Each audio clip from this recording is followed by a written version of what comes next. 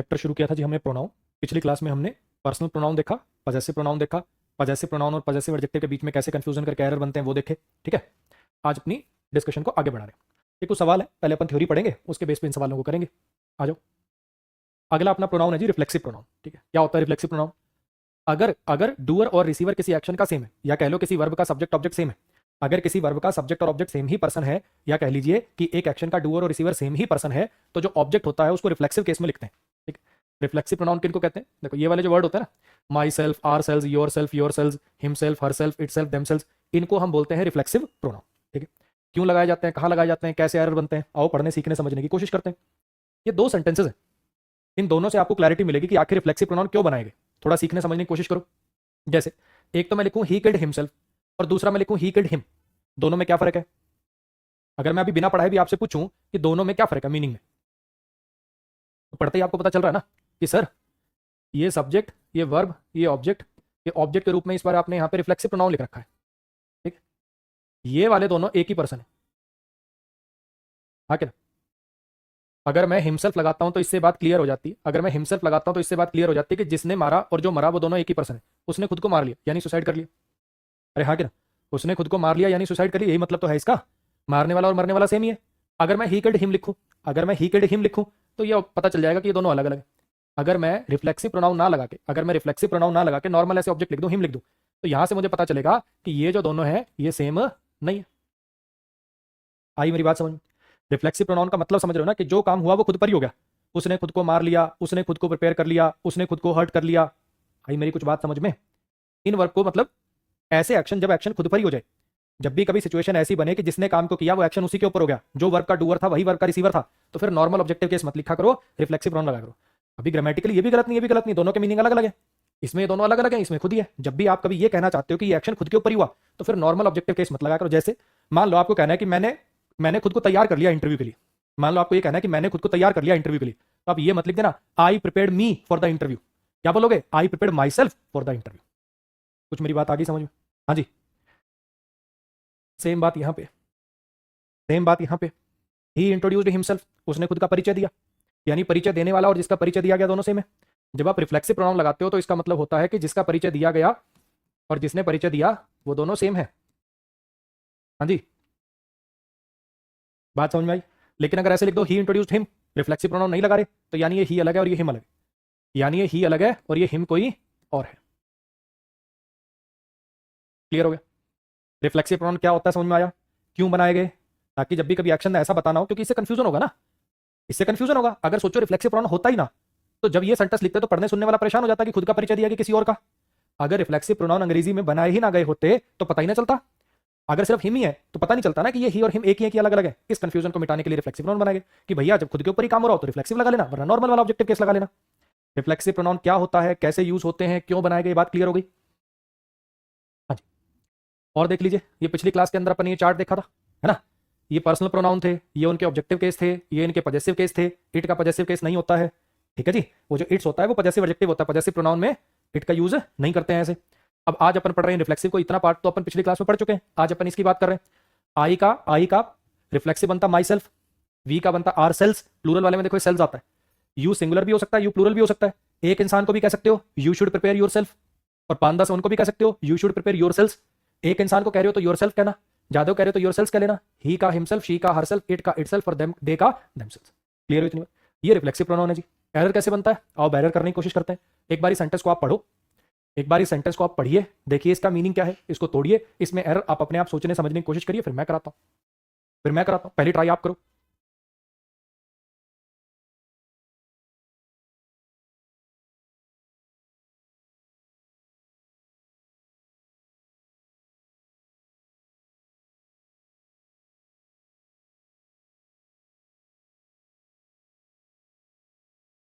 सुधीर बच्चे, आप ना पढ़ने वाले बच्चे हो, ठीक है, ये बात मैं जानता हूँ, लेकिन आप ना कमेंट पर ज़्यादा ध्यान देते हो।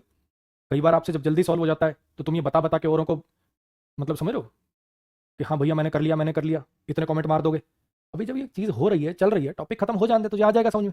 ठीक है, इस हरकत से मैं चिढ़ रहा हूँ। ठीक, तेरी ये जो हरकत है ना, तू है पढ़ने वाला बच्चा ही, लेकिन अब तू फ्रस्ट्रेट कर रहा है मुझे। मैं तेरे को आज से नहीं 5-7 दिन से नोटिस कर रहा हूँ, तू टिक जा। तेरे को मुझे पता है थोड़ी खुजली है कमेंट करने की, उंगलियों पर टेप लगा ले और पढ़ शांति से।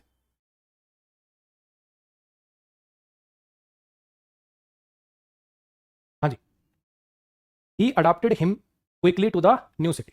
ठीक है, ही सब्जेक्ट हो गया, अडॉप्टेड वर्ब हो गया। फिलहाल आपने हिम को ऑब्जेक्ट बना रखा है। क्विकली हो गया एडवर्ब, टू प्रीपोजिशन हो गया, सिटी इज प्रीपोजिशन का ऑब्जेक्ट हो गया, न्यू क्या हो गया आपका क्वालिटेटिव एडजेक्टिव हो गया। इतनी बात में कोई दिक्कत समस्या? हाँ जी, इतनी बात में कोई दिक्कत समस्या? अब जरा सीखने समझने की कोशिश करना। एक ही वर्ड होता है अडॉप्ट।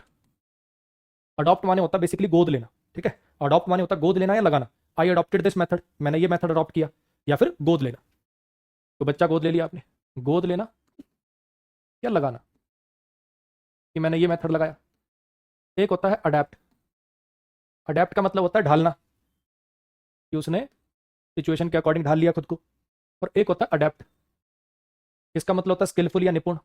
ये वर्ब होती है, ये एक वर्ब है, ये भी एक वर्ब है, और ये एक एडजेक्टिव। इसका मतलब होता है स्किलफुल, निपुण, किसी काम को करने में कुशल। ठीक, अब यहाँ पे जरा सीखने समझने की कोशिश करना जो मैं कहना चाहता हूँ। क्या कोई इंसान किसी दूसरे को ढाल सकता है? क्या कोई इंसान किसी दूसरे को ढाल सकता है? क्या ऑब्वियस बात है, खुद को ही ढाला होगा। अरे हाँ कि ना, उसने खुद को ढाल लिया नए शहर के अनुसार। उसने खुद को नए शहर में जल्दी से ढाल लिया। नए शहर के अनुसार उसने खुद को जल्दी से ढाल लिया। तो ढालने वाला भी यही है, ढलने वाला भी यही है। जब किसी एक्शन का डूअर और रिसीवर सेम होता है, जब किसी एक्शन का डूअर और रिसीवर सेम होता है, तो उसको रिफ्लेक्सिव प्रोनाउन में लिखेंगे। जब किसी एक्शन का डूअर और रिसीवर सेम होता है, तो नॉर्मल ऑब्जेक्टिव केस नहीं लगाओगे, उसको रिफ्लेक्सिव केस में लिखोगे। यहाँ पे रिफ्लेक्सिव प्रोनाउन लगा दोगे, जो कि ऑब्जेक्ट की तरह से काम कर देगा। बोलो, दिक्कत समस्या? हाँ जी,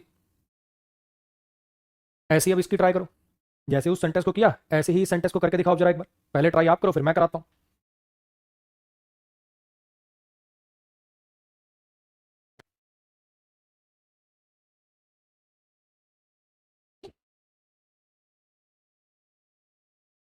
आयुष भाई कह रहे हैं मैंने सिलेक्शन बैच 3.0 परचेज किया और मुझे प्रैक्टिस शीट नहीं दिख रही।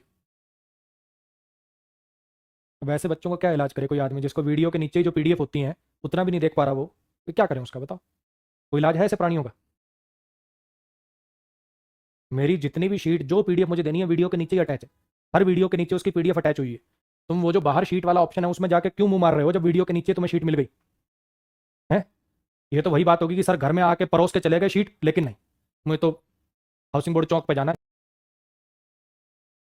मैं जो पढ़ा रहा हूँ वो सुन लो, ठीक है? हम बैंकिंग के हैं तो इतने वीआईपी मत बनो जैसे तुम्हारे लिए एक अलग अंग्रेजी बनाई जाएगी, यही अंग्रेजी तुम्हें पढ़नी। 50 बार वही बातें, रोज रोज वही बातें। तो पढ़ा रहा हूं वो नहीं पढ़ना। बैंकिंग के लिए है क्या, डिफेंस के लिए है क्या, एसएससी के लिए है क्या, ये है क्या, वो है क्या, ये कब कराओगे, वो कब कराओगे, यही नौटंकी चलती रहती रोज। कितने दिन जवाब दूंगा मैं इन बातों का?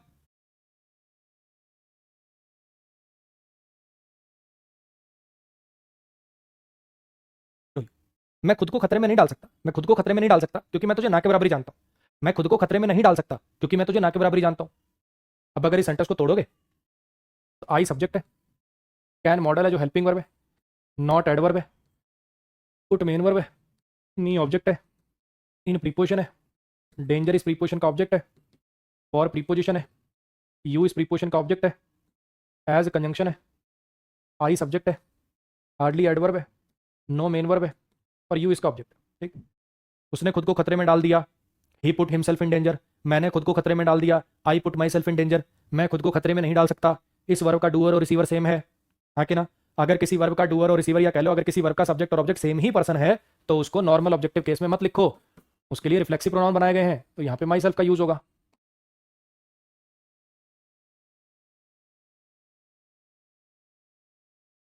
बोलो भाई, अब तो आ गया होगा समझ में? अब तो आ गया होगा समझ में? चल एक ट्राई और करो, इस सेंटेंस को करके दिखाओ जरा। जैसे वहां किया ऐसे ही सेंटेंस को करके दिखाओ अब।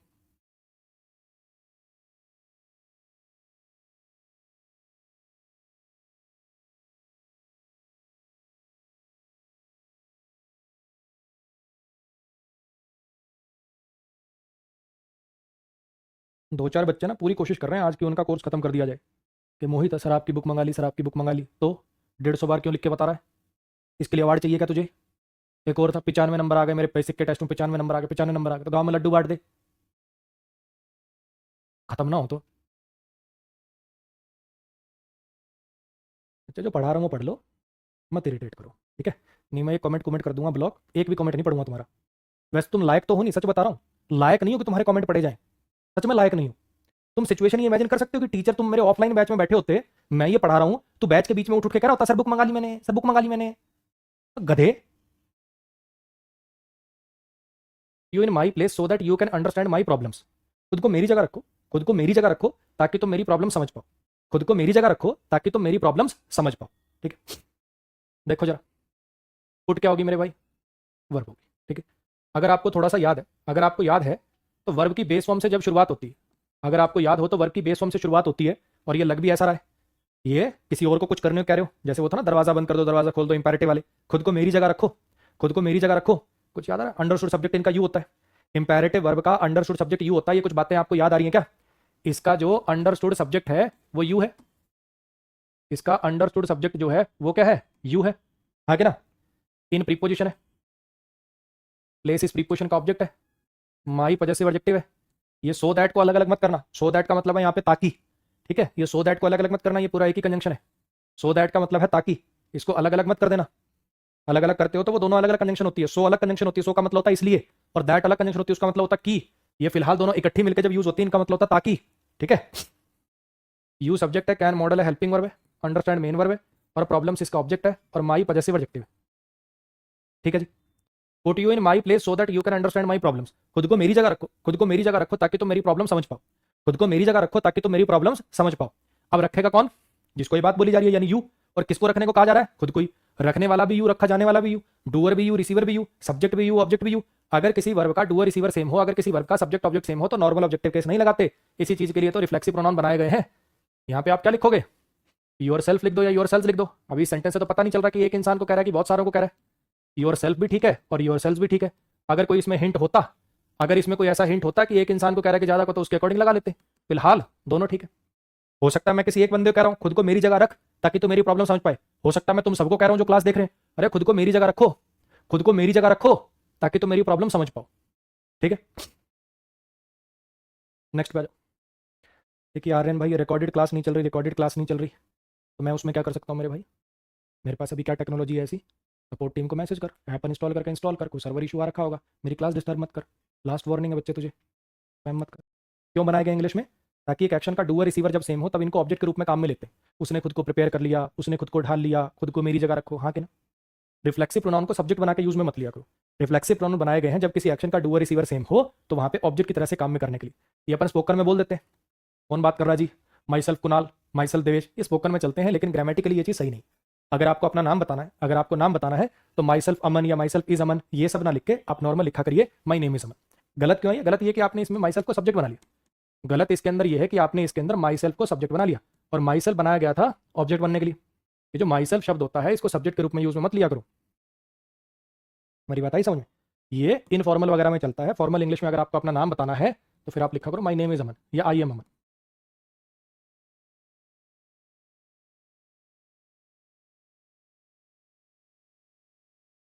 नेक्स्ट पे जाओ।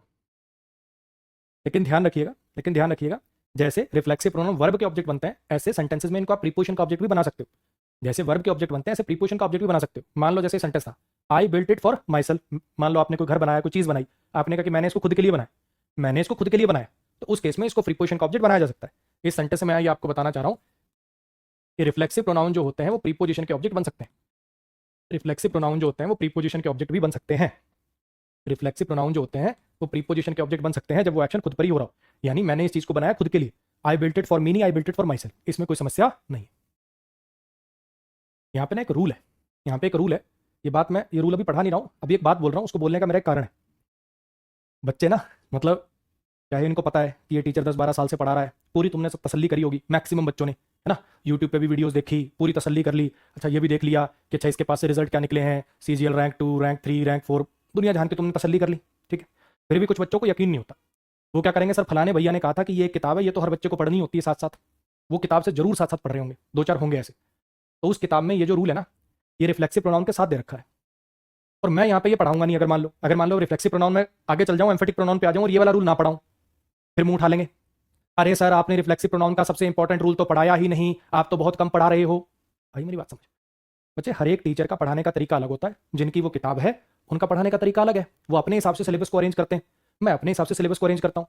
इस रूल के अंदर बहुत सारी बातें ऐसी हैं जो आपने अभी नहीं पढ़ रखी, क्योंकि उनको तो सिर्फ रूल लिखना है। अच्छा यहाँ ये लगता है मुझे इसको एक्सप्लेन करना है कि यहाँ रिफ्लेक्सिव प्रोनाउन आया तो क्यों आया, यहाँ इन वर्ब के साथ रिफ्लेक्सिव प्रोनाउन नहीं आया तो क्यों नहीं आया, मुझे तो एक्सप्लेन करना है इसको। तो मैं ये अभी नहीं पढ़ा सकता, मुझे अभी काफी सारी क्लासेस चाहिए आपको वो नॉलेज देने के लिए, ताकि मैं इनको एक्सप्लेन कर पाऊं। इसलिए कह रहा हूं बच्चे, मेरी अगर सलाह मानो तो ये है कि भैया 10-12 साल हो गए पढ़ाते हुए, और जितनी किताबें तुमने नाम नहीं सुने होंगे उससे ज्यादा मैंने पढ़ के छोड़ दी। ठीक है, इंडियन ऑथर की, फॉरेन ऑथर की 20-22 किताबें पढ़ चुका हूं मैं। उसी के बेस पे मैंने अपने कोर्स के अंदर चेंजेस करके जो जो उसके अंदर इंपॉर्टेंट आपके काम का सामान था मैंने इंक्लूड कर रखा ऑलरेडी। जो तुम्हें मेहनत करने की जरूरत नहीं है वो मैंने कर रखी है कोर्स पे ऑलरेडी। मान जाओ तो बहुत अच्छी बात है, खिचड़ी नहीं बनेगी, वरना वहां कुछ देख रहे हो यहाँ कुछ देख रहे हो, मिक्स कर रहे हो, खिचड़ी पे खिचड़ी बनाए जा रहे हो। आगे आपकी मर्जी, आगे आएगा। नेक्स्ट बाजी, अगला अपना प्रोनाउन है जी एम्फेटिक प्रोनाउन। ठीक है, अच्छा एम्फेटिक प्रोनाउन क्या होता है? एक्चुअली क्या है, दिखने में बिल्कुल सेम होते हैं। ये जो आपको नजर आ रहे हैं यहाँ पे ये एम्फेटिक प्रोनाउन है। Myself, ourselves, yourself, himself, herself, itself, themself. Sir ये तो अभी रिफ्लेक्सिव में भी तो यही पढ़े थे। हाँ जी, स्पेलिंग बिल्कुल सेम होती है, प्रोनाउंसिएशन बिल्कुल सेम होती है। यही शब्द एम्फेटिक प्रोनाउन का भी काम कर देते हैं और यही शब्द रिफ्लेक्सिव प्रोनाउन का भी काम कर देते हैं। सर मुझे कैसे पता चलेगा? अभी बताऊंगा, अभी समझाऊंगा, अभी समझाऊंगा, थोड़ी सी तसल्ली रखनी पड़ेगी। ठीक है, एम्फेटिक प्रोनाउन जो होते हैं, it is used to emphasize that the action was done by subject himself. Emphatic pronoun का यूज किया जाता है ये चीज कन्वे करने के लिए कि ये जो काम है वो सब्जेक्ट ने खुद किया। जैसे अपन बहुत बार बोलते हैं ना, मैंने खुद सॉल्व किया है क्वेश्चन, मैं खुद गया था वहां पे, मैंने खुद कॉल किया था तुझे, मैंने खुद दिए थे तुझे पैसे। ये वाले जो मीनिंग होते हैं ये दिखाने के लिए एम्फेटिक प्रोनाउन का यूज किया जाता है। दोनों की स्पेलिंग सेम है, रिफ्लेक्सिव और एम्फेटिक की स्पेलिंग सेम है, प्रोनाउंसिएशन सेम है, इसीलिए कंफ्यूजन होता है, इसीलिए इन पे एरर आता है। दोनों में कैसे डिफरेंशिएट करना है, दोनों के काम में क्या डिफरेंस है, दोनों की पोजीशन में क्या डिफरेंस है, आओ सीखते हैं, समझते हैं। देखो जरा sentence, I saw myself, I myself saw you और I saw you myself, ये दोनों में से कोई भी लिख सकते हो आप। एक बार दोनों में सोचना क्या फर्क है, खुद एक बार सोचना कहां ये माई सेल्फ रिफ्लेक्सिव होगा और कहां पे एम्फेटिक होगा। एक बार पढ़ना इसको, सोचना जरा।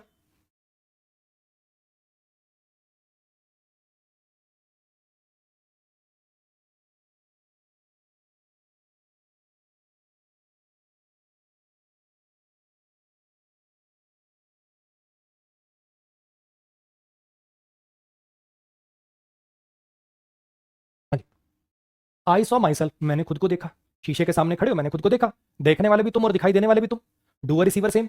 यहाँ पे ये जो माई सेल्फ है ये एक रिफ्लेक्सिव प्रोनाउन, इस सेंटेंस में ये जो माई सेल्फ है ये एक रिफ्लेक्सिव प्रोनाउन है। आई माई सेल्फ सॉ यू, मैंने खुद देखा था तुम्हें।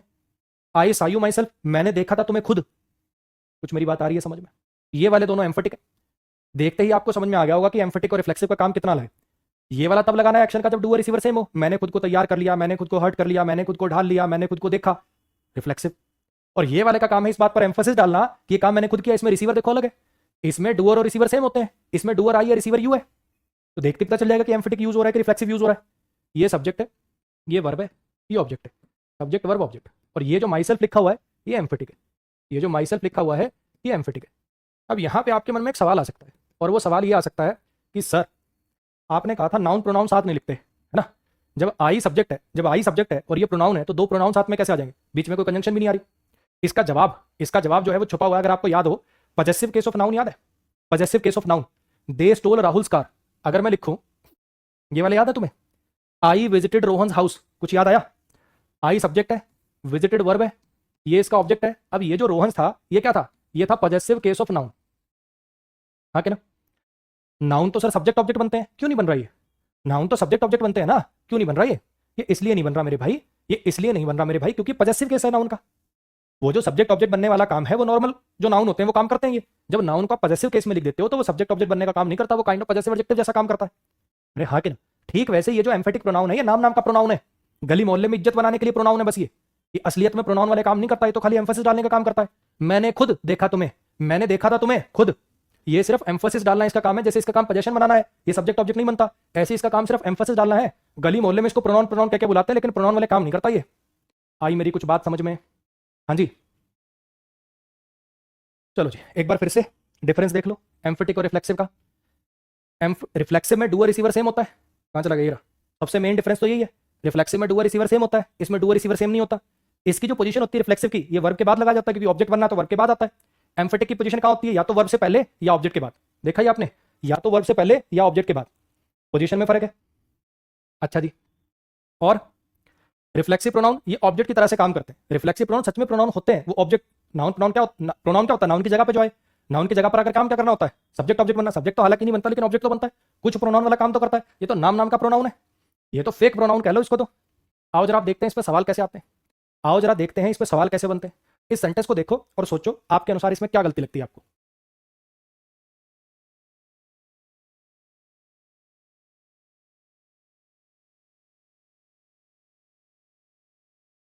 पहली ट्राई आप करो, फिर मैं कराता हूं। आप एक बार देखो इस सेंटेंस को, इसका क्या मीनिंग है, आपके अनुसार क्या गलती हो रखी है, यहाँ पे क्या गलत लगा हुआ है।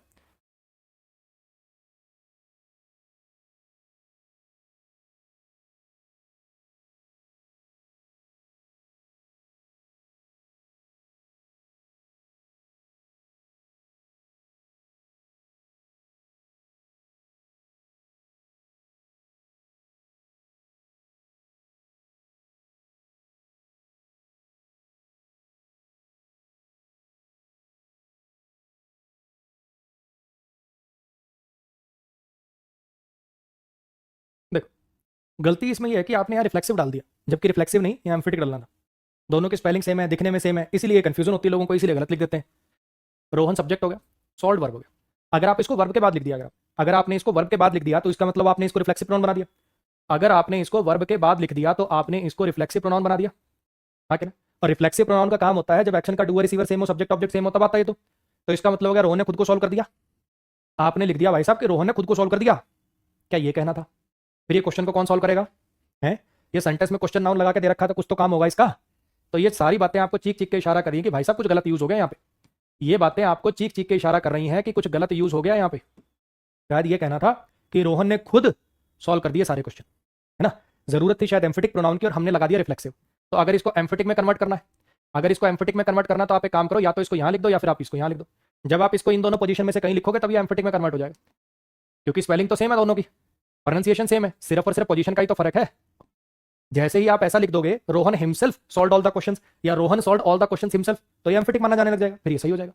कुछ बच्चों के माइंड में हो सकता है ये डाउट है, सर अगर इसको हटा ही दे तो Rohan solved all the questions ऐसे लिख दे तो ठीक है, वो भी ग्रामेटिकली, लेकिन खुद तो सोच, कुछ तो सोच कि जिसने तेरे से सवाल पूछा वो तेरे से क्या जानना चाहता था। क्या तुझे पता है कि एम्फेटिक और रिफ्लेक्सिव में क्या डिफरेंस होता है, कौन सा कहां लगाते हैं? जिस इंसान ने ये लिखा है तो कुछ सोच के लिखा होगा ना यार। शायद उसने ग्रामर गलत कर दी, लेकिन वो कहना ये चाह रहा था कि रोहन ने खुद क्वेश्चन सॉल्व कर दी। इसको हटा के भी ठीक हो जाएगा ग्रामेटिकली, वो सेंटेंस ठीक है, लेकिन थोड़ा सा अपने को सोचना पड़ता, समझना पड़ता है कि सामने वाले ने क्वेश्चन क्यों पूछा है। इसलिए मैं कह रहा हूं कि इसको उठा के यहां रख लो, इसको करके दिखाओ जरा। सेम कॉन्सेप्ट है, इजी है, ज्यादा जितना तुम इन चीजों से डरोगे उतना ही तुम्हें डराएंगी। और अगर छोटी सी बातें, एक बार मैं एक काम करता हूं, एम्फेटिक और खत्म हो जान दो, फिर एम्फेटिक और रिफ्लेक्सिव एक बार स्लाइड आपकी आंखों के आगे से दोबारा निकाल देता हूं। बहुत आसान है, मुश्किल नहीं है कोई।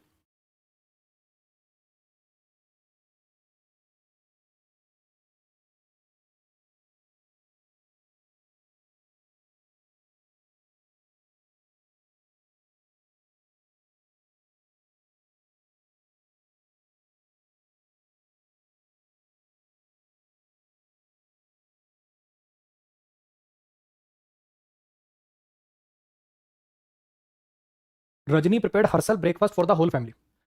रजनी ने खुद ब्रेकफास्ट बनाया पूरे परिवार के लिए। कहना तो ये था, पर तुमने रजनी कह दिया, रजनी ने खुद को बना दिया। अगर फिलहाल जैसे लिखा हुआ है ऐसे लिख दिया, वर्ब के बाद अगर मैंने इसको लगा दिया तो इसका मतलब आपने इसको रिफ्लेक्सिव प्रोनाउन बना लिया।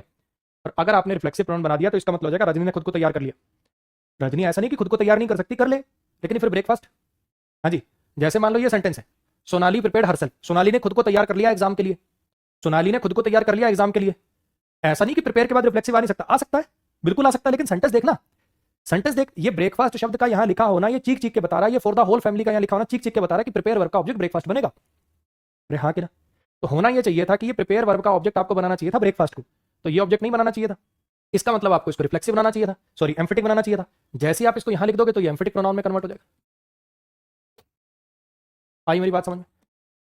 अब इसके अंदर आपका एक डाउट हो रहा है सर, जैसे पीछे वाले सेंटेंस में आपने कहा कि इसको वर्ब से पहले भी लिख सकते हो और यहां भी लिख सकते हो, तो क्या इसके अंदर मैं इसको यहां नहीं लिख सकता? लिख सकते हो बच्चे, लेकिन वो थोड़ा अटपटा हो जाता है। Rajni prepared breakfast herself for the whole family. Rajni prepared breakfast for the whole family herself. मेरी बात ध्यान से सुनना, देखो मैं क्या कहना चाह रहा हूं। इसको यहीं रखना सबसे बढ़िया रहेगा। क्यों कह रहा हूं ऐसा? ये जो फॉर द होल फैमिली है, फॉर द होल फैमिली, ये ब्रेकफास्ट से अटैच हुआ है। रजनी ने ब्रेकफास्ट बनाया पूरे परिवार के लिए। ये जो फॉर द होल फैमिली है ना, इसका लेना देना ब्रेकफास्ट से है। अगर ये हरसेल्फ को यहां बीच में डालते हैं तो ये कनेक्शन टूटता है, और अगर हरसेल्फ को लास्ट में लिखते हैं तो वो इतना दूर हो जाता है कि उसका काम था स्ट्रेस डालना, वही काम ही खत्म हो गया। Rajni prepared breakfast for the whole family herself. आपको नहीं लग रहा कुछ ज्यादा दूर हो गया ये? इसका काम स्ट्रेस डालना था, अगर इतनी दूर लिख देंगे तो दिक्कत है। तो सबसे बढ़िया क्या है, सबसे बढ़िया क्या है, चक्कर में पढ़ो ही मत ना, इसको शुरुआत में लिख दो, वर्ब से पहले लिख दो। फिर से समझो मैंने क्या बोला मेरे भाई, कि एम्फेटिक प्रोनाउन की जो पोजीशन होती है या तो वर्ब से पहले होती है ऑब्जेक्ट के बाद होती है। लगाओ ऑब्जेक्ट के बाद, लेकिन कब? जब ये इतना बड़ा ढांचा ना हो, एक ही वर्ड होता। अगर ये ना होता तो लगा लेते, फिर क्या दिक्कत है, रजनी प्रिपेयर्ड ब्रेकफास्ट हरसेल्फ, बात खत्म। लेकिन ये इतनी चीजें जब अटैच हो तो बाद में लिखने की बजाय यही वाला प्रेफर किया करो। इसको करके दिखा दो मेरे भाई। अब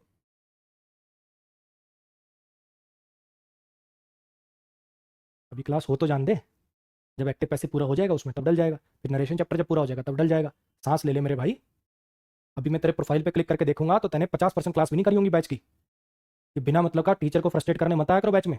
और अगर तेरी अगर इंग्लिश की सारी क्लास होगी ना तो जाके मैथ पढ़ ले, रीजनिंग पढ़ ले, और सब कुछ पढ़ लिया तो कंप्यूटर पढ़ ले। इस साल कंप्यूटर ने क्या तांडव किया पता है ना। बस आके टीचर को उंगल मत किया करो, जब हो जाएगा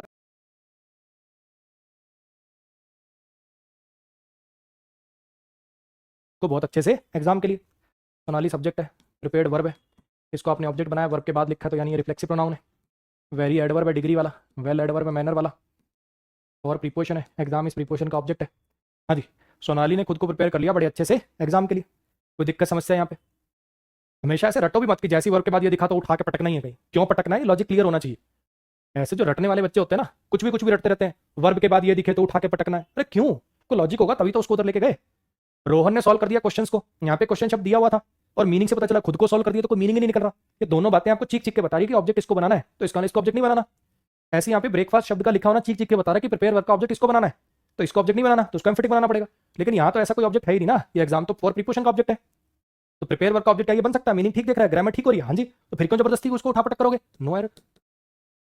बोलो भाई, क्लियर हो गया? अब ये एक सेंटेंस देखो और जरा सोच के बताओ मुझे कि ये सेंटेंस ठीक है कि गलत है। इस सेंटेंस को देखो जरा और मुझे सोच के बताओ कि ये सेंटेंस सही है कि गलत है।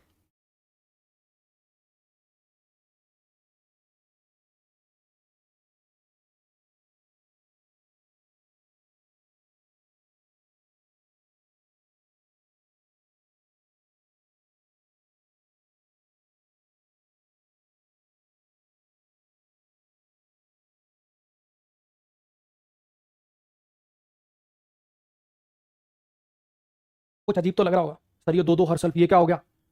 इस सेंटेंस से मैं आपको ये सिखाना चाहता हूँ, क्या एक ही सेंटेंस में एम्फेटिक और रिफ्लेक्सिव दोनों लग सकते हैं? इस सेंटेंस की बजाय अगर मैं पिछले सेंटेंस में भी ऐसे लिख दूं, सोनाली हरसेल्फ प्रिपेयर्ड हरसेल्फ, क्या एम्फेटिक और रिफ्लेक्सिव दोनों एक ही टाइम पे यूज में लिए जा सकते हैं? तो इसका ग्रामेटिकली आंसर है जी यस। जब ये दोनों के अलग अलग काम है, देखो अगर इसी सेंटेंस में मैं हरसेल्फ और लिख देता या एम्फेटिक भी लिख देता तो मतलब क्या बनता उसका? इसका काम है ये बताना कि सोनाली ने प्रिपेयर किया खुद को, सोनाली ने ही प्रिपेयर किया है और प्रिपेयर भी सोनाली हुई है, डूअर रिसीवर सेम। और एम्फेटिक का काम होता है ये बताना कि उसने खुद किया ये काम। कोई जैसे मान लो ये सेंटेंस है, ठीक है, अगर इसमें एम्फेटिक और रिफ्लेक्सिव दोनों है, सोनाली ने खुद को प्रिपेयर कर लिया एग्जाम के लिए, ठीक है, सोनाली ने खुद को तैयार कर लिया एग्जाम के लिए। अभी इस सेंटेंस में और यहाँ पे एक हरसेल्फ और लिख दो, उसमें क्या फर्क है? इसमें तो हो सकता है कोचिंग ली है ना, सोनाली ने खुद को तैयार कर लिया एग्जाम के लिए, कैसे तैयार किया? कोचिंग ली कहीं पे, ट्यूशन लगाई कहीं पे, खुद ही पढ़ी, कुछ भी सिनेरियो हो सकता है। लेकिन जब आप यहाँ पे लिखोगे सोनाली हरसेल्फ प्रिपेयर्ड हरसेल्फ, तो उसका मतलब क्या होगा? सोनाली ने खुद प्रिपेयर किया खुद को, और किसी से मदद नहीं ली उसने, और कोई नहीं आया उसकी मदद करने, उसने खुद ही प्रिपेयर किया खुद को। तो एम्फेटिक और रिफ्लेक्सिव दोनों इकट्ठे भी लगाए जा सकते हैं, उसका एक मीनिंग होता है, ठीक है। ऐसे ही जरा इसको देखो, एक बार के लिए मैं इसको हटाता हूं, एक बार के लिए आपकी संतुष्टि के लिए मैं इसको हटाता हूं। She killed herself and her children, इसका क्या मतलब है? इसका मतलब ये है कि शी सब्जेक्ट, ये वर्ब, ये ऑब्जेक्ट, ये कंजंक्शन और ये भी ऑब्जेक्ट, ठीक है। फिलहाल इस सेंटेंस का मतलब क्या है कि उसने मार दिया खुद को और अपने बच्चों को, उसने मार दिया खुद को और अपने बच्चों को, ये मतलब है इसका। अरे हाँ, क्या उसने मार दिया खुद को और अपने बच्चों को, ये सेंटेंस का मतलब है, ठीक है। अब इसके अंदर ये कब लगाएंगे, मेरी बात ध्यान से सुनना, एक सिनेरियो से आपको समझाने सिखाने की कोशिश करता हूं। मान लो कि बहुत दिनों से घर का दरवाजा नहीं खुला, पड़ोसियों को थोड़ा शक हुआ, दरवाजा तोड़ा गया तो अंदर देख रहे हैं एक औरत और उसके 3 बच्चे मरे पड़े। पुलिस बुलाई गई, ठीक है, तो वो ले गए अपना सैंपल वैम्पल कलेक्ट करके, सारी चीज़ें करके ले गए। अब लोग जो हैं वो भैया उग्र हो गए, धरने वरने देने लगे पुलिस स्टेशन के बाहर। ठीक, पुलिस सो रही थी, इतना बड़ा क्राइम हो गया, ये हो गया, वो हो गया, इतने लोगों की हत्या होगी, कैसे हुआ, ये सब चल रहा, ठीक है जी। 1 दिन हो गया, 2 दिन हो गया, 3 दिन हो गया, पुलिस की कभी जीप फूक रहे हैं, कभी कुछ कर रहे हैं। फिर रिपोर्टर भी रोज आके बताइए क्या यूपी पुलिस हो रही थी, ये रोज चल रहा है, पुलिस वाले भी फ्रस्ट्रेट हो रहे हैं भाई। अब जो भी वहां से सैंपल लिए थे उनका रिजल्ट आया, एक रिपोर्टर आया, बताइए आप लोगों को तो इस्तीफा देना चाहिए, कैसी निकम्मी पुलिस है ये, वैसे कर कई तरह। मैं बताता हूँ तेरे को, अरे मैं बनाता हूँ तेरे को शर्लॉक होम्स, पता है किसने मारा? उसने खुद ही मारा खुद को और अपने बच्चों को, और कोई ना मारने आया, उसने खुद ही मारा है। जहर की शीशी मिली वहां पे, उस पे उसी के फिंगरप्रिंट थे, फिर सीसीटीवी कैमरा निकाला गया आसपास की दुकानों का, खुद ही जहर खरीदती मिली है वो, और किसी ने नहीं मारा, उसने खुद ही मारा है खुद को और अपने बच्चों को। ये लगा के हमने स्ट्रेस दिया कि ये एक्शन जो है इसने खुद ही किया। और ये क्यों लगाना पड़ा पता है? कोई माँ अपने बच्चों को मार दे, थोड़ा पचाने में अजीब लगता है ना, इसलिए एम्फोसिस, अरे उसने खुद ही मारा है, इसलिए ये वाला एम्फेटिक यहां पर यूज किया गया है। इस सेंटेंस से मैं सिर्फ आपको ये बताना सिखाना चाहता हूं कि क्या ऐसा हो सकता है कि एक ही सेंटेंस में एम्फेटिक और रिफ्लेक्सिव एक साथ लगा दिए जाएं। तो yes, it is grammatically possible. हालांकि आपको ऐसे सेंटेंसेस दिखेंगे नहीं, लेकिन फिर भी वैसे बता रहा हूं, क्या ये प्रैक्टिकली पॉसिबल है, ग्रामेटिकली अलाउड है? तो हाँ। अब कुछ बच्चे होते हैं जिनके दिमाग में ना थोड़ा सा किरकिरीसी होती है।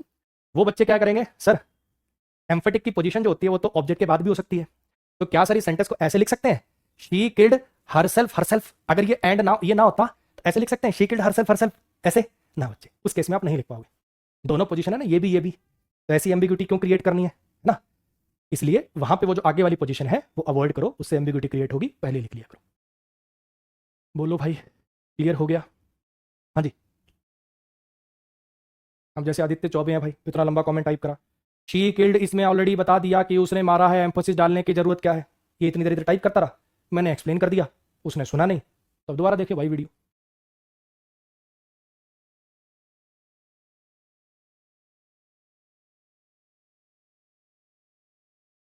चल, आज की क्लास अपनी यहाँ से शुरू हुई थी।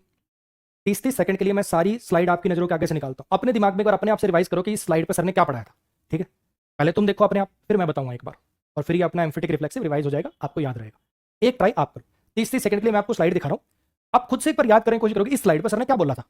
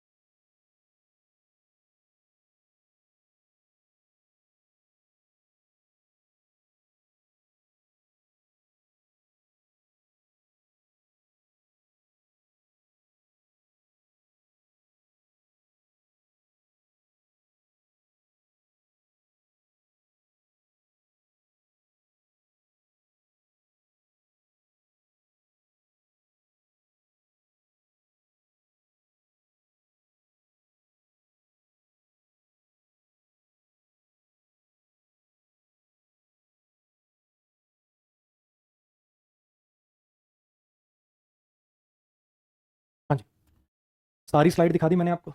सच बताओ ईमानदारी से, शायद ही कोई रेयर ही ऐसा बच्चा होगा जो पहली क्लास के पहले सेंटेंस से ढंग से कोर्स को कर रहा है और उसको एक भी जगह डाउट, एक भी जगह डाउट। दिक्कत सिर्फ और सिर्फ उसी बच्चे को आ सकती जिसने बैच को बना रखा पार्क, है ना? जैसे कि अभिषेक भाई आया, सर आवाज नहीं आ रही आपकी, इसको पता ही नहीं है क्या चल रहा है। ये भी आया था क्लास में, इसको पता ही नहीं है कि मैं 30-30 सेकंड के लिए सारी स्लाइड दिखा रहा हूँ। इस प्रकार के जो बच्चे होते हैं, जो पहली क्लास के पहले सेंटेंस से नहीं आ रहे होते, बैच में पार्क की तरह आते हैं, उनको दिक्कत आ सकती है। फिर वो ये करते हैं सर समझ नहीं आ रहा था, एक बार फिर से आपकी नज़रों के आगे से चीज़ों को घुमा देता हूं। हाँ जी, रिफ्लेक्सिव प्रोनाउन। अगर किसी एक्शन का डूअर और रिसीवर सेम हो, अगर किसी एक्शन का डूअर और रिसीवर सेम हो, या कह दो कि उसका सब्जेक्ट ऑब्जेक्ट सेम हो, तो उसको नॉर्मल ऑब्जेक्टिव केस नहीं, उसके लिए एक अलग से वर्ड बनाया जिसको रिफ्लेक्सिव प्रोनाउन कहते हैं। ही किल्ड हिम और ही किल्ड हिमसेल्फ में दोनों में क्या फर्क है? अगर ये दोनों अलग अलग है तो हिम लिखो, अगर खुद पे ही कोई एक्शन होता है तो फिर नॉर्मल हिम से काम नहीं चलता, हिमसेल्फ लगाना पड़ता है। सेम यही बात यहाँ पर है। उसके बाद फिर ये चार्ट देखा हमने, फिर इस पर आने वाले सवाल देखे। उसने खुद को ढाल लिया नए शहर के अनुसार। ऑब्वियस बात है, कोई इंसान खुद को ढालेगा, किसी और को तो ढालेगा नहीं। मैं कुणाल को ढाल दूं ऐसा तो हो नहीं पाएगा। खुद को ही ढाला है तो फिर यहाँ पर रिफ्लेक्सिव में कन्वर्ट करना पड़ेगा। ऐसे ही सेंटेंस को पढ़ते ही पता चल रहा है साफ साफ कि मैं खुद को खतरे में नहीं डाल सकता। सब्जेक्ट भी वही, ऑब्जेक्ट भी वही, डूअर भी वही, रिसीवर भी, इसलिए रिफ्लेक्सिव के अंदर चेंज करना पड़ेगा आपने। हाँ जी, put you in my place, खुद को मेरी जगह रखो, खुद को मेरी जगह रखो ताकि तुम मेरी प्रॉब्लम समझ पाओ। सब्जेक्ट भी यू, ऑब्जेक्ट भी यू, डूअर भी यू, रिसीवर भी यू, इसलिए रिफ्लेक्सिव केस लगाना पड़ेगा। फिर पता पड़ा हमने कि रिफ्लेक्सिव को सब्जेक्ट मत बनाया करो। ये चीजें स्पोकन वगैरह में चलती हैं लेकिन ग्रामेटिकली गलत होती हैं। यहाँ पे हमने क्या पढ़ा कि रिफ्लेक्सिव प्रोनाउन प्रीपोजिशन का ऑब्जेक्ट बनना ये अलाउड है। ठीक है, मीनिंग को देख के ऐसा नहीं कि हर जगह, ऐसा नहीं है कि हर जगह अगर मीनिंग वैसा निकल रहा हो तो अलाउड है, लगा सकते हो। ये वाला रूल आ गया है, ये बताया। एम्फेटिक प्रोनाउन और रिफ्लेक्सिव प्रोनाउन दिखने में सेम होते हैं, स्पेलिंग सेम होती है, फिर कैसे जानते हैं? दोनों का देखो यूसेज अलग है।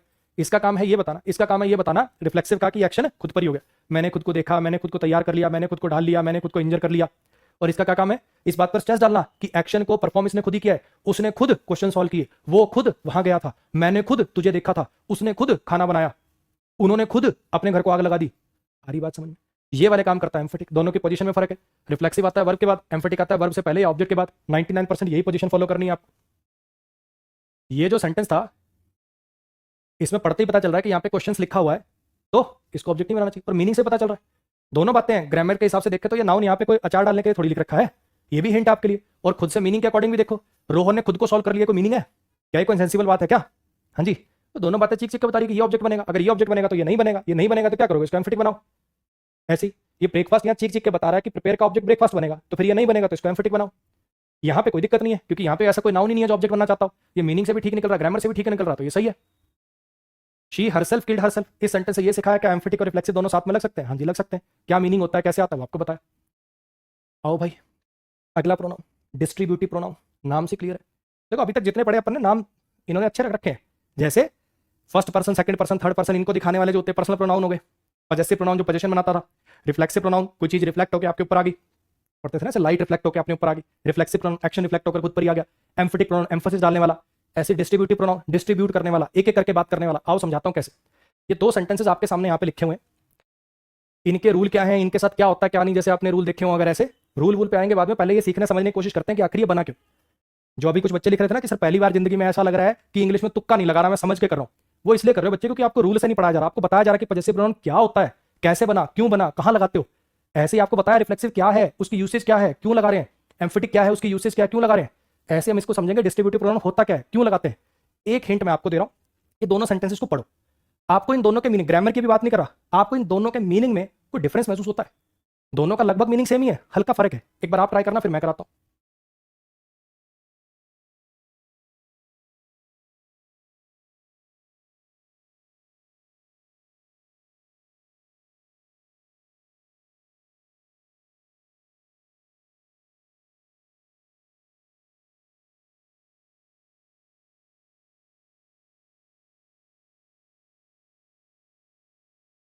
फिर तुम कहते हो सर आपसे बहुत डर लगता है, आप तो बहुत खड़ूस हो, आप तो बहुत डांट मारते हो, आपके जितना रूड टीचर हमने आज तक नहीं देखा। देख रहे हो ये भाई, इधर देखो, इसकी शक्ल देखो। इल्लू इल्लू नाम का लड़का कहाँ गया? कमेंट डिलीट कर गया क्या वो?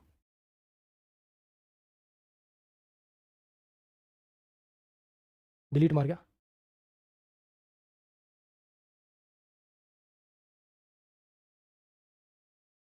मोर और लेस मतलब ये है कि क्लास के सब बच्चों ने, सबके सब लड़कों ने असाइनमेंट सबमिट कर दिया, कंप्लीट कर दिया, कंप्लीट कर लिया। मोटा मोटा इन दोनों ही सेंटेंसेस का मतलब ये है कि लड़कों ने असाइनमेंट कंप्लीट कर लिया। दोनों में फर्क क्या है, मेरी बात ध्यान से सुनना। All the boys have completed the assignment, इसका सिंपल मतलब है कि सबके सब लड़कों ने असाइनमेंट कंप्लीट कर लिया। ये आपका सब्जेक्ट है, ये ऑल आपका क्वांटिटेटिव एडजेक्टिव है, हैव हेल्पिंग वर्ब है, कंप्लीटेड मेन वर्ब और ये ऑब्जेक्ट है। ठीक है, ये वाला जो स्ट्रक्चर है, आपने ऑल द बॉयज ना लिख के जो लिखा ना ईच ऑफ द बॉयज, ये जो आपने स्ट्रक्चर क्रिएट किया ईच ऑफ द बॉयज, इसका मतलब होता है लड़कों में से हर एक।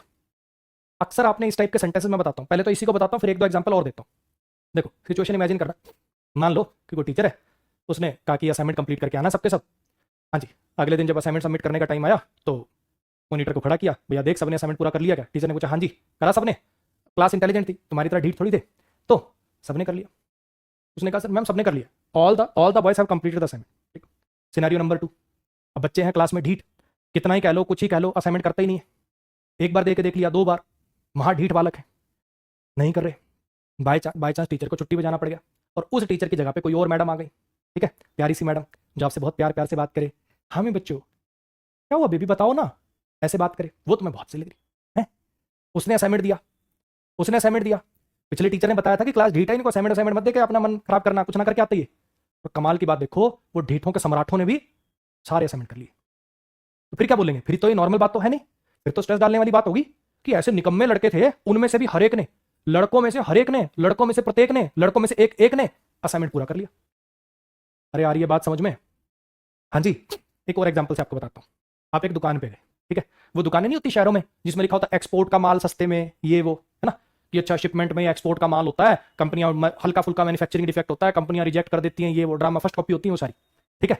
ऐसी हर एक जगह पे, हर एक शहर में ऐसी दुकानें होती हैं जो इसमें ऐसे भोले भाले नौजवान लड़कों को लूटने की दुकानें जो होती हैं, फर्स्ट कॉपी होते हैं वो सारे आइटम, जबरदस्ती उनको एक्सपोर्ट का माल करके, ऐसे फर्स्ट कॉपी बोलोगे तो कोई लेगा नहीं, एक्सपोर्ट का माल कहकर 30-40% ऑफ करके बेच दो, लोग ले लेते हैं।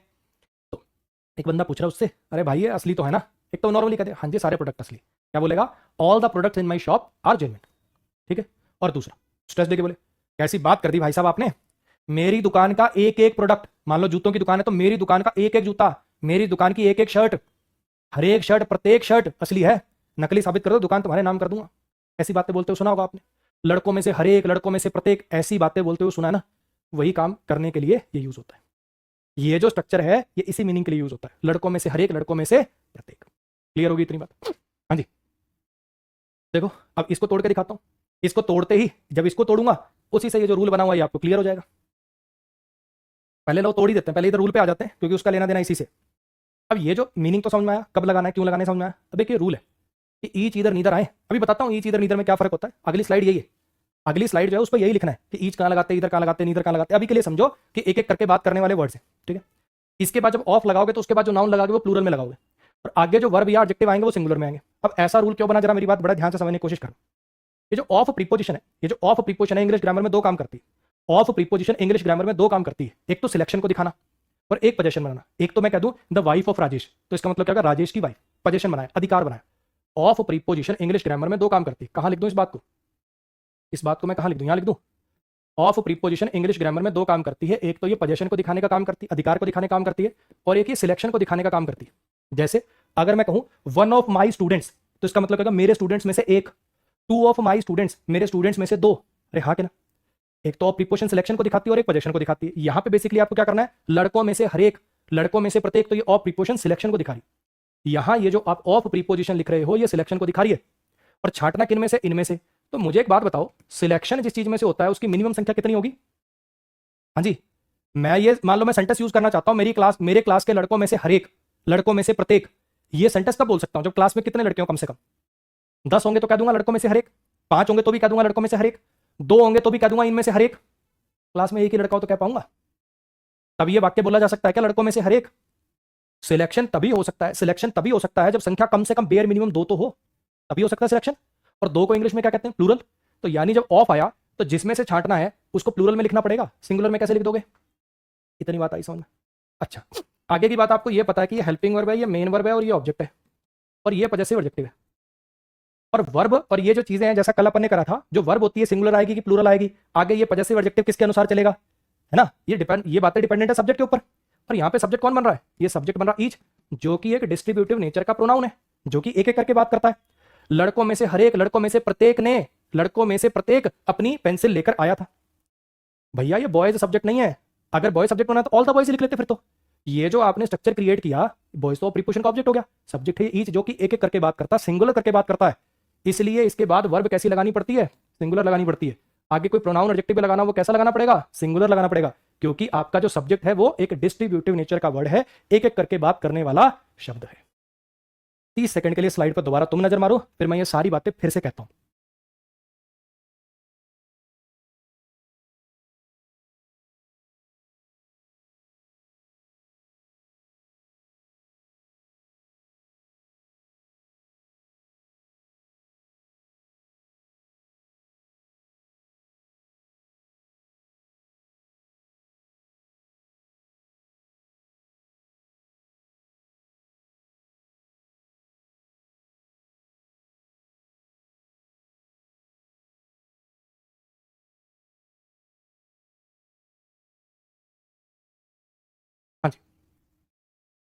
करें भाई डिस्कस। आ जाओ। हमने अगला प्रोनाउन पढ़ना शुरू किया, डिस्ट्रीब्यूटिव प्रोनाउन। नाम में ही छुपा हुआ है इसका मीनिंग। डिस्ट्रीब्यूट करके बात करने वाला, एक एक करके बात करने वाला। क्यों करना है एक एक करके बात? स्ट्रेस डालने के लिए। सबके सब लड़कों ने असाइनमेंट कंप्लीट कर लिया, लड़कों में से हर एक ने, लड़कों में से प्रत्येक ने असाइनमेंट कंप्लीट कर लिया। ये ऑफ प्रीपोजिशन है जो कि यहाँ पर सिलेक्शन को दिखा रही है, तो जिनमें से छांटना है तो ऑब्वियस बात है उस नाउन को प्लूरल में लिखना पड़ेगा। यहाँ पे बॉय नहीं लिख सकते कभी आप, इनमें से छांटना तो ये प्लूरल में ही होंगे। अरे हाँ के ना? अच्छा जी। ईच क्या बन गया? सब्जेक्ट बन गया। ये डिस्ट्रीब्यूटिव नेचर का वर्ड है, एक एक करके बात करता है। इस बार सब्जेक्ट ये है, इसलिए वर्ब कैसी आएगी? सिंगुलर आएगी। कोई दिक्कत समस्या? सबकी इकट्ठी बात कर रहे हो तो प्लूरल वर्ब लगा लिया करो, लेकिन ऐसे एक एक करके बात करोगे, डिस्ट्रीब्यूट करके बात करोगे तो वर्ब सिंगुलर लगानी पड़ेगी। यही इसका कॉन्सेप्ट था, इतनी सी बात थी। आ रही है मेरी बात समझ में? हाँ जी। अब थोड़ा सा इनके बारे में बता देता हूँ, ईच, इधर, नीदर, इन सब के बारे में। ये जो ईच होता है मेरे भाई, ये जो शब्द होता है ईच, ये लगता है दो और दो से ज़्यादा के लिए। ये जो वर्ड होता है ईदर, ये आप लगाते हो जब आप कहना चाहते हो दो में से कोई एक। ये जो वर्ड होता है नीदर, ये लगाते हो जब आप कहना चाहते हो दोनों में से कोई भी नहीं। दो के लिए लगता है और कहना हो दोनों में से कोई भी नहीं। ये तीनों के तीनों जो हैं ये डिस्ट्रीब्यूटिव नेचर के वर्ड हैं। ये तीनों के तीनों डिस्ट्रीब्यूटिव नेचर के वर्ड हैं, ठीक है। लेकिन इनके जब एरर बनाए जाते हैं तो इनके साथ ना कंफ्यूज करने के लिए कुछ और वर्ड भी दिए जाते हैं। इन पे जब एरर बनते हैं, इन पे जब एरर बनते हैं तो कंफ्यूज करने के लिए कुछ और शब्द भी आपको पढ़ने पड़ेंगे। जैसे एक वर्ड होता है एनी, दो में से कोई एक कहना हो, दो में से कोई एक कहना हो तो इधर लगाते हो। जरूरी हमेशा दो की बात होगी? दो से ज्यादा की भी तो बात हो सकती है। पांच में से कोई एक, 10 में से कोई एक, 50 में से कोई एक, हाँ कि ना? उसके लिए वर्ड यूज होता है एनी। इसका मतलब क्या होता है? One out of greater than two. इसका मतलब है, इसका कहने का मतलब है दोनों में से कोई नहीं। क्या जिंदगी में हमेशा दो की बात करनी होगी? दो से ज्यादा की भी बात करनी पड़ सकती है, तो उसके लिए वर्ड यूज होता है नन। नन का मतलब होता है दो से ज्यादा की बात करनी। नन हमेशा दो से ज्यादा के लिए लगेगा और कहना हो कि दो से ज्यादा में से भी कोई नहीं। एक वर्ड है ऑल, ठीक है। एक वर्ड है ऑल। मैं ऑल और बोथ को थोड़ा अलग लिख देता हूं वरना आप सोचोगे। कारण ये है कि इनके साथ वर्ब सिंगुलर ही आती है। हालांकि इनको डिस्ट्रीब्यूटिव नहीं बोलते, डिस्ट्रीब्यूटिव इन्हीं तीनों को बोलते हैं, लेकिन इनके साथ भी वर्ब जनरली सिंगुलर आती है। नन के साथ कुछ केसेस में प्लूरल भी आती है, वो सब्जेक्ट वर्ब एग्रीमेंट पढ़ाऊंगा। अभी के लिए मोटे मोटे तौर पर अगर आप देखो तो नन के साथ सिंगुलर वर्ब ही प्रेफर करी जाती है। किस केस में प्लूरल अलाउड है वो सब्जेक्ट वर्ब एग्रीमेंट में पढ़ाऊंगा। इसके अलावा दो वर्ड और हैं, एक वर्ड है ऑल और एक वर्ड है बोथ। ऑल लगता है हमेशा दो से ज्यादा के लिए और ये कोई डिस्ट्रीब्यूटिव नेचर का वर्ड नहीं। इनको मैंने इस तरफ इसलिए लिखा है, इनको मैंने इस तरफ इसलिए लिखा है क्योंकि ये क्या सिंगुलर वर्ब, इनके साथ जनरली सिंगुलर वर्ब आती है। इनको मैं इस तरफ इसलिए लिख रहा हूं क्योंकि इनके साथ प्लूरल वर्ब आती है। बोथ आता है दो के लिए। इनके बाद मैं लिख भी देता हूं कि इनके साथ वर्ब जो है प्लूरल आती है, ठीक है। फिर से देख लो मैंने क्या बोला। ये पांच एक वर्ड है, इन्हीं को घुमा फिरा के एरर बनते रहते हैं। ईच आता है दो या दो से ज्यादा के लिए, इधर आता है जब कहना हो दो में से कोई एक, नीदर आता है जब कहना हो दो में से कोई भी नहीं, एनी दो से ज्यादा में से कोई एक, नन दो से ज्यादा में से कोई भी नहीं, ऑल हमेशा दो से ज्यादा के लिए लगता है और ये कोई डिस्ट्रीब्यूटिव नेचर का नहीं है, एक एक करके बात नहीं करता है। इसके साथ वर्ब प्लूरल आती है और बोथ के साथ भी प्लूरल आती है। आओ एरर देखो इस पे कैसे बनते हैं। इस सेंटेंस को पहले आप देखो, बहुत आसान है, आसानी से कर लोगे, फिर मैं करूंगा।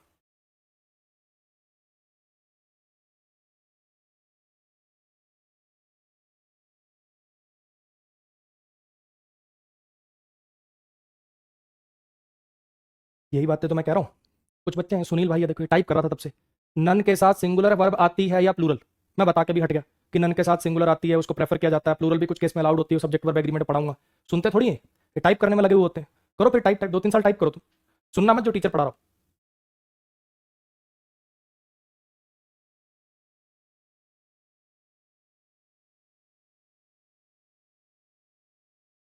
आदित्य चौबे की लैंग्वेज देखो, आदित्य चौबे की लैंग्वेज देखी भाई तुमने? सर हट गए, स्क्रीनशॉट लेना है, क्लास के बाद पीडीएफ मिलेगी, लेता रहिए स्क्रीनशॉट। स्क्रीनशॉट है? कोई माँ बाप ने दो पैसे की तमीज सिखाई है कि गवार है कतई?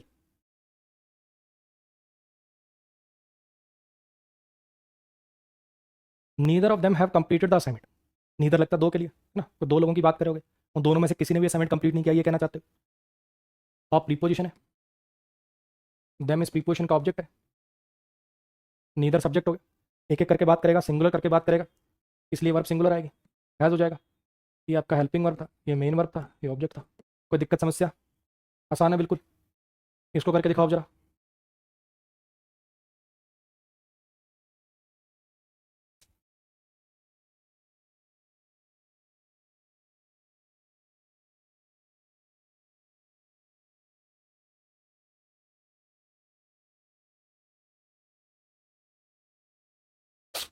I invited 5 players for interview.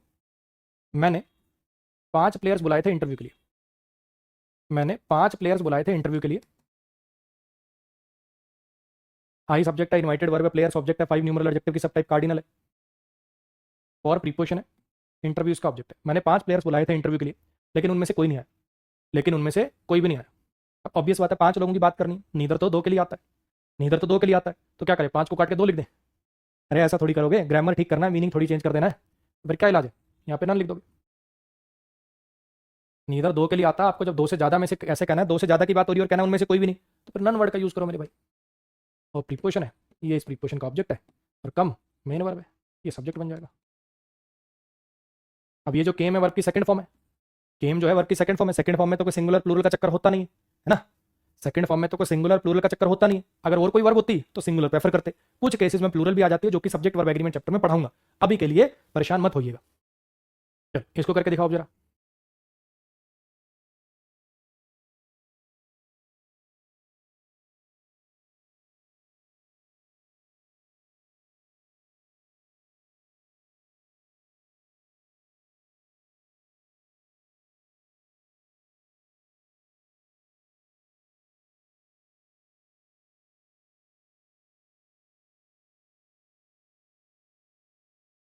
I have bought 5 books and you can take either of this. मैंने 5 किताबें खरीदी हैं और तुम इनमें से कोई भी ले सकते हो। आई सब्जेक्ट है, हैव हेल्पिंग वर्ब है, ब्रॉट लिखा हुआ, बॉट मतलब खरीदना, ब्रॉट मतलब लाना, मैं 5 किताबें लेके आया, ब्रॉट माने लाना, बुक्स ऑब्जेक्ट हो गया, ये 5 फिर से न्यूमरल की सब टाइप कार्डिनल हो गया, एंड कंजंक्शन है, यू सब्जेक्ट है, कैन हेल्पिंग वर्ब है, एक मेन वर्ब है। मैं 5 किताबें लाया हूँ और तुम इनमें से कोई भी ले सकते हो, ये जो 5 किताबें हैं इनमें से कोई भी ले सकते हो। अब मुझे एक बात बताओ, 5 की बात इधर तो कर नहीं सकता, इधर तो 2 में से कोई एक, अगर 2 किताबें लाया होता तो हो जाता है ठीक, क्या करना पड़ेगा फिर? हाँ जी, नहीं लगाना पड़ेगा।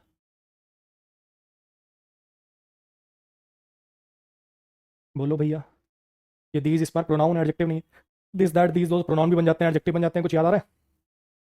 हाँ जी, कोई दिक्कत समस्या यहाँ तक? चल अब एक काम करते हैं, ये जितना भाई हमने पढ़ा उसके बेस पर कुछ प्रीवियस ईयर सवाल करा देता हूँ मैं आपसे, जितना हमने आज पढ़ा उसके बेस पर कुछ प्रीवियस ईयर सवाल लगवा देता हूँ आपके। चल ये कुछ सेंटेंसेज हैं, ये कुछ सेंटेंसेज हैं, पहले ट्राई तुम करो फिर मैं कराता हूँ। एक बार फिर बोल देता हूँ आपसे, हाथ जोड़ के सभी ने निवेदन, इन सेंटेंसेस को ब्रेक मत करने लग जाना, अभी आपका वो लेवल नहीं आया है। आई सब्जेक्ट है, ये हैड टू जो है सेमी मॉडल की तरह से काम करता है, मस्ट जैसा मतलब होता है, ये होल्ड ऑन फ्रेजल वर्ब है, टू प्रीपोजिशन है, वॉल इसका ऑब्जेक्ट है, ये वाई का रिप्लाई देने वाला एक इन्फिनेटिव है। ये सब बातें आपने नहीं पढ़ रखी हैं तो रोने मत लग जाना। अभी अभी आप सिर्फ जितना पढ़ाया है कि आज सर ने रिफ्लेक्सिव प्रोनाउन पढ़ाया, एम्फेटिक पढ़ाया, डिस्ट्रीब्यूटिव पढ़ाया, उसके बेस पर नजर मारो और सॉल्व करने की कोशिश करो।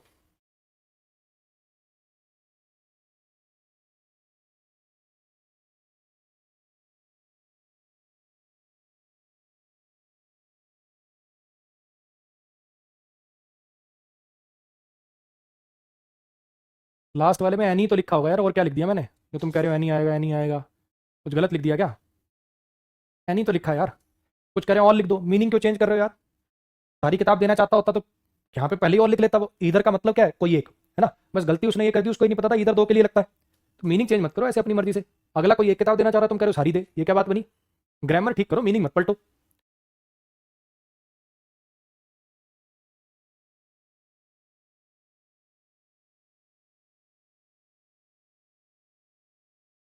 हाँ भैया, I had to hold on to the wall to study itself और आई कुड हैव फॉलन। इस सेंटेंस का मतलब है कि मुझे मुझे दीवार का सहारा लेना पड़ा, मुझे दीवार का सहारा लेना पड़ा खुद को स्थिर करने के लिए, वरना मैं गिर जाता। मुझे दीवार का सहारा लेना पड़ा खुद को स्थिर करने के लिए, वरना मैं गिर जाता, ये सेंटेंस का मतलब है। अच्छा जी, स्थिर किसको करना, दीवार को कि खुद को? मुझे दीवार का सहारा लेना पड़ा स्थिर करने के लिए, किसको, दीवार को कि खुद को? खुद को। खुद के लिए क्या लगाना था, इटसेल्फ लगाना था कि माई सेल्फ लगाना था? ताजमहल जो है one of the most beautiful creations in the world है, दुनिया की जो सबसे सुंदर क्रिएशंस है ताजमहल उनमें से एक है। अभी थोड़ी देर पहले आपको बताया था कि ऑफ प्रीपोजिशन सिलेक्शन को दिखाती है, तो जब भी ये ऑफ प्रीपोजिशन सिलेक्शन को दिखाएगी तो जिनमें से छांटा जा रहा है वो हमेशा प्लूरल में आएगा। तो ताजमहल दुनिया की जो बेस्ट क्रिएशंस है, मोस्ट ब्यूटीफुल क्रिएशंस है, उनमें से एक है, तो यहाँ पे क्रिएशंस लिखना पड़ेगा। 2 मेडिकल स्टूडेंट जो थे, 2 मेडिकल स्टूडेंट जो थे, जो सस्पेक्ट किए गए थे मिसिंग गर्ल केस में, अरेस्ट कर लिए गए हैं, मतलब अरेस्ट नहीं हुए। जो 2 मेडिकल स्टूडेंट सस्पेक्टेड थे मिसिंग गर्ल केस में, उनमें से कोई भी अरेस्ट नहीं हुआ है। अभी आपके लिए सस्पेक्टेड वर्ड थोड़ा सा भी मुश्किल है, ये सस्पेक्टेड जो है ये कोई वर्ब नहीं है, ये पास्ट पार्टिसिपल बोलते हैं इसको, ये एडजेक्टिव की तरह से काम कर रहा है, मेरी बात समझना। Neither of the 2 medical students, 2 जो मेडिकल स्टूडेंट्स में से उनमें से कोई नहीं। कौन से मेडिकल स्टूडेंट? जो सस्पेक्टेड थे मिसिंग गर्ल केस में। ये जो सस्पेक्टेड है ये कोई वर्ब नहीं है, इन्होंने किसी पर संदेह नहीं किया, ये सस्पेक्टेड थे, ये एडजेक्टिव की तरह से काम कर रहा है, ये शब्द यहाँ पे ये आगे आएगा, तसल्ली रखनी पड़ेगी। फिलहाल के लिए आप ये समझो कि इस सब्जेक्ट की वर्ब ये है कि वो जो 2 मेडिकल स्टूडेंट थे ना जो सस्पेक्टेड थे, उनमें से कोई भी अरेस्ट नहीं हुआ। आप देख पा रहे हो कि ऑफ प्रीपोजिशन है, ये इस प्रीपोजिशन का ऑब्जेक्ट है और ये नीदर सब्जेक्ट है, जो कि एक एक करके बात करने वाला, सिंगुलर करके बात करने वाला सब्जेक्ट है। तो यहाँ पे जो वर्ब है वो कैसी आएगी, सिंगुलर आएगी, हैज आएगा। एक बार फिर थोड़ी सी बात और बोल देता हूँ। जो बिल्कुल बेसिक हिंदी मीडियम के बच्चे हैं मेरे भाई, वो जब इन क्वेश्चंस को देखते हैं तो उनको थोड़ा थोड़ा डर लगता है, सर ये क्या लिखा हुआ है, मैं तो मीनिंग ही नहीं निकाल पा रहा ढंग से, मैं तो समझ ही नहीं पा रहा। अगर तू साथ साथ रीडिंग करेगा और सारी चीजें पढ़ेगा तो तेरे से भी ये होंगे। हाँ, ये हो सकता है बाकियों को एक बार वीडियो देखने से समझ में आ जाए, हो सकता है तुझे 2 बार देखनी पड़े, लेकिन ये ऐसी कोई रॉकेट साइंस नहीं है जो तेरे को जीवन में कभी आएगी नहीं। हो सकता है मेहनत तुझे ज्यादा करनी पड़ जाए, ऑब्वियस बात है ना। ये एक चीज समझना, हर बंदा हर चीज में अच्छा नहीं हो सकता। एक शहर का इंग्लिश मीडियम स्कूल का, अच्छे स्कूल का पढ़ा हुआ बच्चा है, हॉलीवुड फिल्में देखता था वो, है ना, इंग्लिश में न्यूज सुनता है, इंग्लिश गाने सुनता है, उससे तेरा मुकाबला है, ठीक। हो सकता है उसको एक बार में समझ में आ रही बात तुझे 2 बार पढ़नी पड़े, 3 बार पढ़नी पड़े, ऐसे ही वाइस वर्सा। अब रेस मरवाने की अगर बात आ जाए तो 5 किलोमीटर भाग जाएगा, वो हो सकता है 500 मीटर में हाँप जाए, तो उसका अपना स्ट्रेंथ है। उसने जिस चीज पे पहले जीवन में काम किया है, उसने पहले इंग्लिश इंग्लिश, उसका एटमोस्फियर ऐसा था, स्कूल ऐसा था, उसने उस चीज पे काम किया, उसके लिए वो आसान है। तू सारी जिंदगी फिजिकल एक्टिविटी में था, अपना रनिंग करता था, दोस्तों के साथ खेलता था, जोड़ में नहाता था, है भैंस कुत्तों के पीछे भागता था, तेरी फिजिकल स्ट्रेंथ बढ़िया है। तो हर बंदे का पॉजिटिव कुछ अलग अलग हो सकता है ना, कि मुझे इंग्लिश अच्छी सीखनी है तो तू भी कर सकता है, लेकिन ऑब्वियस बात है उसको जैसे फिजिकल एक्टिविटी के लिए एक्स्ट्रा एफर्ट डालने पड़ेंगे कि तू अगर देखे और तुझे ना आए, ये पॉसिबल नहीं है। आओ इसको करके दिखाओ जरा।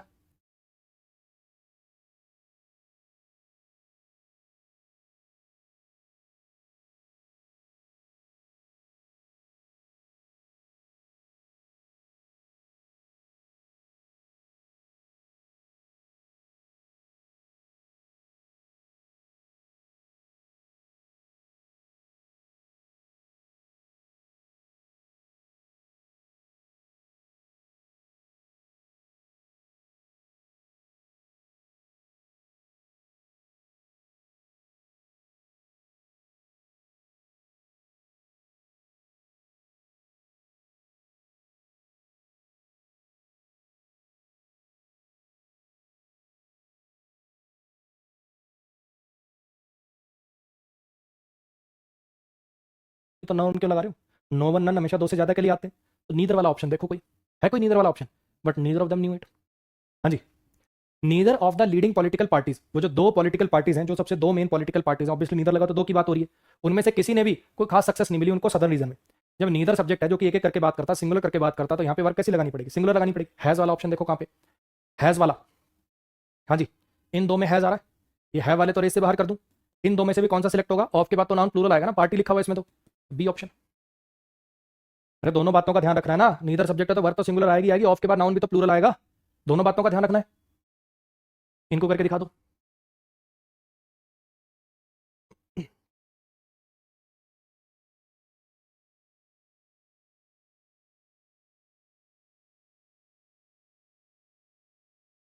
Any of the two pictures which depict the real pictures of present politicians is worth seeing. Any of the two pictures, वो जो 2 फोटोज हैं, वो जो 2 फोटोज हैं जो दिखाती हैं प्रेजेंट पिक्चर, जो अभी वास्तविकता है, प्रेजेंट असलियत दिखाती हैं पॉलिटिशियंस की, वो देखने लायक है। 2 पिक्चर जो दिखाती हैं उन दोनों में से कोई भी, वो जो 2 पिक्चर है ना जो दिखाती हैं वास्तविकता, उनमें से कोई भी वर्थ सीइंग है। अब 2 में से कोई एक की बात करनी है, नहीं तो 2 से ज्यादा के लिए आता है, क्या लगाना पड़ेगा यहाँ पे, इधर लगाना पड़ेगा। कुछ बच्चों का मन कर रहा होगा कि यहाँ पे सर वर्ब सिंगुलर कर देते हैं, डिपिक्ट्स कर देते हैं, ये वर्ब चलेगी विच के हिसाब से, और विच चल रहा है इसके हिसाब से, ये एक रिलेटिव प्रोनाउन है, बात आगे पढ़नी है अपने को। अभी के लिए आप इतना समझो फिर से वही वाली बात कि ये विच से लेकर यहां तक का ये पिक्चर के लिए एडजेक्टिव की तरह से काम कर रहा है। कौन सी पिक्चर जो दिखाती है, ये वाला जो सब्जेक्ट है इसकी वर्ब ये वाली है, इसकी वर्ब ये वाली है। क्लियर हो गया। None of the girl deserve to be selected for this award, वो जो लड़कियां उनमें से कोई भी डिजर्व नहीं करती इस अवार्ड के लिए सिलेक्ट होना। अब पहली बात तो ऑफ के बाद नाउन प्लूरल आएगा, वर्ब सिंगुलर आएगी, क्योंकि नन सब्जेक्ट है, नन के साथ भी सिंगुलर ही वर्ब आती है। ऐसा कौन सा ऑप्शन है, हाँ जी, ऐसा कौन सा ऑप्शन है, none of the girls deserves. और प्रीपोजिशन सिलेक्शन को दिखा रहा है इसलिए नाउन प्लूरल आएगा और वर्ब सिंगुलर आएगी। शुभम माथुर 150 बार कमेंट कर चुका है, सर मुझे पूछना था कि वोकैबुलरी में पहले किससे शुरू करूं, रोज अलग अलग कर, कब एक दिन इडियम देख, एक दिन वन वर्ड देख, एक दिन एंटोनिम सिनोनिम देख, ताकि इंटरेस्ट बना रहे। ठीक है मेरे भाई, ये बातें मैं स्ट्रेटेजी क्लास में बहुत बार बताता हूँ, इन सब चीज़ों के लिए बैच के बीच में पूछने आकर अपना, मेरा और बाकी बच्चों का मैं बताइए। उम्मीद करता हूँ क्लासेस में मज़ा आ रहा होगा। अब आप देख पा रहे होंगे अपनी क्लास के